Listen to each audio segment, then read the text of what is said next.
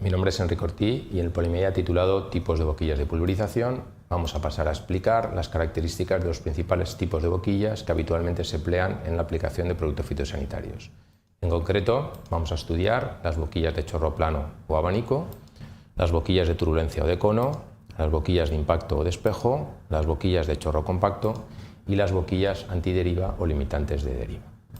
Bien, veamos en primer lugar las boquillas de chorro plano, abanico o hendidura. Estas boquillas se caracterizan porque se utilizan sobre todo en la aplicación sobre cultivos bajos, sobre todo cultivos hortícolas y cereales. La presión de trabajo de estas boquillas es recomendada, suele ser de unos 6 bares, aunque lo más habitual es trabajar a unas presiones de 2 a 3 bares. El ángulo de pulverización del chorro más habitual es de 80 y 110 grados. La distribución de estas boquillas no es una distribución buena, aplicándose mayor cantidad de producto en la zona central que en las zonas laterales. Por este motivo, para conseguir aplicar la misma cantidad de producto en todas las zonas a tratar, va a ser necesario solapar los chorros. Es decir, que va a ser necesario un solape de chorros. Ese solape de chorros se va a conseguir colocando la boquilla a la altura adecuada. Así, las boquillas de 65 grados de ángulo de pulverización deberían de colocarse a 90 centímetros de altura, las de 80 a 75 centímetros y las de 110 grados a 50 centímetros de altura. Dado que va a haber un solape, para evitar que los chorros choquen unos contra otros y se modifique el tamaño de las gotas, vamos a colocar las boquillas ligeramente inclinadas respecto a lo que sería la línea de la barra, unos 5 o 10 grados. De esta forma conseguiremos solapar los chorros, en esta zona de aquí, por ejemplo, evitando el contacto de unas gotas con otras y la modificación del tamaño de las gotas. El segundo tipo de boquillas que vamos a ver serían las boquillas de turbulencia o de cono. Estas boquillas se utilizan sobre todo en la aplicación de insecticidas y de fungicidas en cultivos arbóreos. La presión de trabajo suele variar entre 5 y 20 bares, aunque es recomendable el trabajar a unas presiones de 5 a 15 bares. En estas boquillas el líquido entra dentro de este elemento de aquí, que recibe el nombre de hélice difusor o núcleo, y al atravesar este conducto empieza a girar. Aquí dentro se forma como un torbellino. Esta cámara de aquí recibe el nombre de cámara de turbulencia. Luego, posteriormente, el chorro sale por este orificio calibrado de este elemento de aquí, que recibe el nombre de disco, y sale formando un cono. El cono que forma presenta un ángulo de pulverización que, dependiendo del tipo de boquilla, podrá variar entre 60 y 80 grados, trabajando a unos 10 bares de presión. Las boquillas pueden tener lo que es el núcleo y el disco unido directamente a la carcasa de la boquilla, de forma que no se pueden separar ni aislar, y estaríamos hablando, por ejemplo, de boquillas como las que vemos en la diapositiva, o puede darse el caso en que exista una tuerca que se separe del resto de la boquilla y al separar esta tuerca podamos aislar el filtro, lo que sería el núcleo y el disco, incluso intercambiar estos dos elementos. Respecto a los tipos de boquillas de cono, podríamos hablar de boquillas de cono hueco, cuando tendríamos en la zona central no se pulveriza producto, solamente se pulveriza producto en lo que es la parte periférica de esta corona, y boquillas de cono lleno, donde se mojaría toda la zona o toda la superficie del círculo. En los dos casos la distribución es una distribución bastante buena y por eso en la mayoría de los casos no es necesario solapar los chorros, y en caso de hacerlo pues el solape es un solape mínimo. El siguiente tipo de boquillas que vamos a ver van a ser las boquillas de impacto o de espejo. Las boquillas de impacto se utilizan sobre todo en la aplicación de herbicidas y de abonos líquidos a unas presiones de 1 a 4 bares, aunque es recomendable trabajar a unas presiones de 1,5 a 2,5 bares. En estas boquillas el líquido penetra en la boquilla, choca contra una superficie inclinada y producto de ese choque cambia bruscamente la dirección del chorro, generándose las gotas.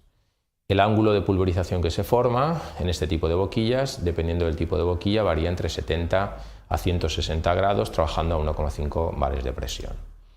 La distribución que se obtiene es una distribución bastante buena, aunque tenemos mayor cantidad de producto aplicado en la zona central y en los extremos. Eso hace que el solape tenga que ser un solape mínimo, de un 10% como mucho. El cuarto tipo de boquillas que vamos a ver van a ser las boquillas de chorro compacto o de varias salidas. Estas se utilizan sobre todo en aplicaciones de abonos líquidos. La presión de trabajo varía entre 1 y 4 bares, aunque es recomendable trabajar a presiones en torno a 1 y 2,5 bares.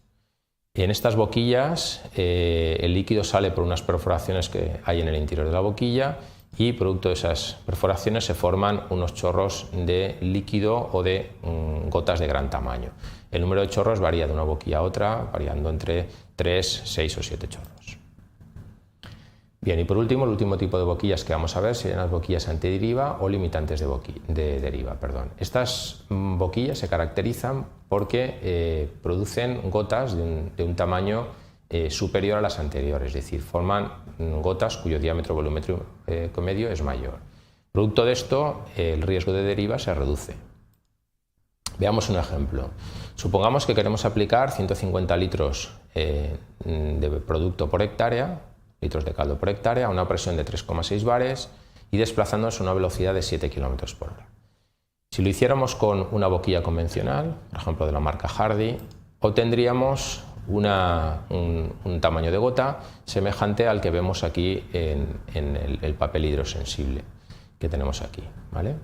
Si nosotros a esa boquilla le colocamos un restrictor y convertimos esa boquilla en una boquilla de baja deriva, entonces el resultado que obtendríamos serían gotas de mayor tamaño. Recordar que la cantidad de producto que estamos aplicando en los dos casos es la misma, 150 litros por hectárea. Si utilizamos boquillas con inyección de aire, donde al atravesar el líquido se aspira una cantidad del aire, se forman unas burbujas y se forman, por tanto, gotas de mayor tamaño, el tamaño de las gotas que obtendremos aún será mayor que en el caso de las boquillas de baja presión, ¿vale? Aquí tendríamos dos tipos de boquillas diferentes, estas de aquí, las Hardy Mini Drive y las ISO Inject, que me permiten obtener dos tamaños de gota diferentes. Como vemos, podríamos decir que en las 4 boquillas que hemos analizado, las 4 pertenecen a las familias de las Hardy ISO 110, obtenemos el mismo caudal trabajando en la misma presión. Por ejemplo, si trabajamos a 3 bares, aquí obtendríamos 0,80 litros por minuto. Lo mismo en las boquillas antideriva o de baja deriva, ¿vale? Que hemos estudiado, 0,80, 0,80 y 0,80. Si cogiéramos otro tipo de boquilla, ocurriría lo mismo. Sin embargo, el tamaño de gota sí que ha cambiado. En el caso de las boquillas que no son antideriva, obteníamos en este caso un tamaño de gota fina. En este caso de aquí obtendríamos, en la que es de baja deriva, obtendríamos un tamaño de gota media. En esta de aquí, que ya son boquillas antideriva, obtendríamos un tamaño de gota gruesa, y en esta de aquí obtendríamos un tamaño de gota muy gruesa. Es decir, que no varía el caudal, pero sí el tamaño de gota, el VMD o DV50. Bien, estas boquillas antideriva o limitantes de deriva, se recomienda su utilización sobre todo en herbicidas de preemergencia y en la aplicación de productos fitosanitarios con acción sistémica. En resumen, en el presente Polimedia hemos visto los diferentes tipos de boquillas que se utilizan habitualmente en la aplicación de tratamientos fitosanitarios. Se ha visto o hemos estudiado las boquillas de chorro plano o abanico, las boquillas de turbulencia o de cono, las boquillas de impacto o de espejo, las boquillas de chorros compactos y por último hemos visto las boquillas antideriva o limitantes de la deriva. Y con esto doy por finalizado el presente Polimedia. Gracias por su atención.